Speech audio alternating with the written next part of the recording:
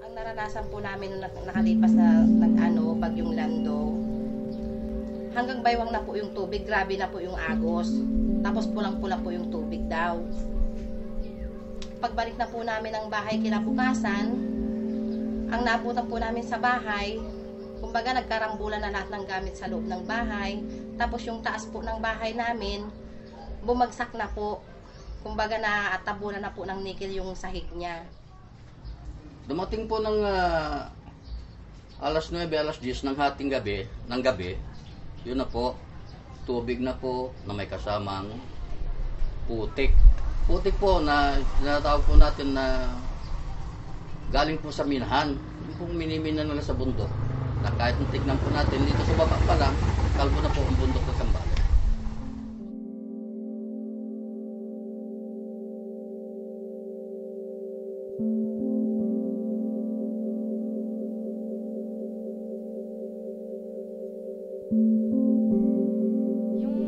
Dito sa Santa Cruz, matagal na siya nagsimula, pero nag-boom talaga siya yung large-scale mining na ang minimina ay nickel noong 2006. Tapos sa kasalukuyan, merong 4 na nag-ooperate na large-scale mining company na ang gamit na method ay open pit mining. At ito ay nakita na lubha yung pagkasira ng kalikasan at yung epekto niya dun sa kabuhayan at yung mismong buhay ng mga mamamayan dito sa Santa Cruz. Napiktuhan po yung sa may gayon-gayon po at saka sa may naulo, puro nickel din po.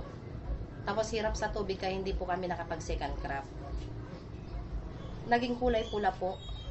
Naging kulay pula din po yung palay. Tapos pag yung ipakis-kis mo siya, yung bigas niya may kulay din. Masyado siyang maalikabok. Hindi, yun po ang epekto ng nickel sa amin. Tapos palagi nagkakasakit yung mga bata ngayon. Ubo, sipon. Dahil sa alikabok, masyadong maalikabok. Kasi po masyadong makapal yung putik sa looban.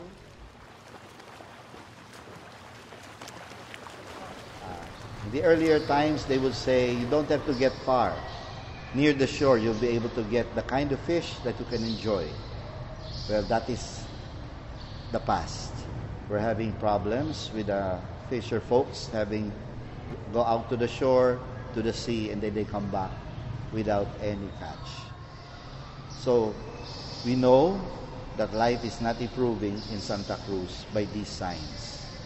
And so we are alarmed, and so we are now taking action to preserve whatever we still have.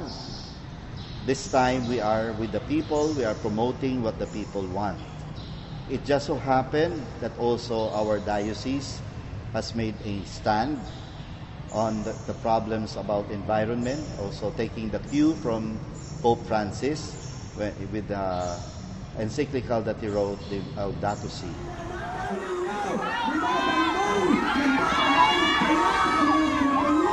Balik-balikan natin ang kasigaw ang ating panawagan kanina.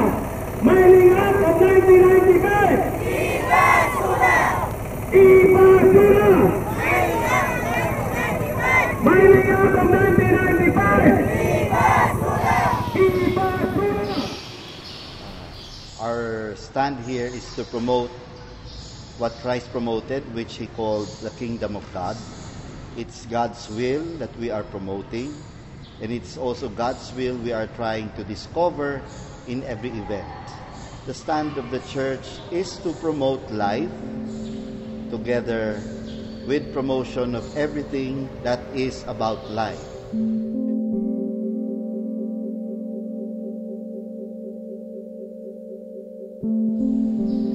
Not everything that present society claims necessarily improves life. And so we have to take care and be watchful of this culture that is existing.